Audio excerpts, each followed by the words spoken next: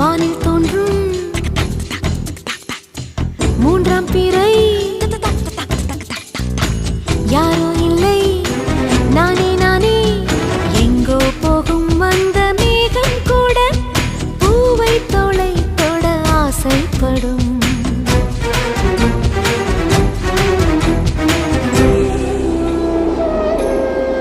யார் யாரோ யாரோ அவன் யாரோ அவன் சன் சன் சன் சன் சன் யார் யாரோ யாரோ யாரோ யாரோ அவன்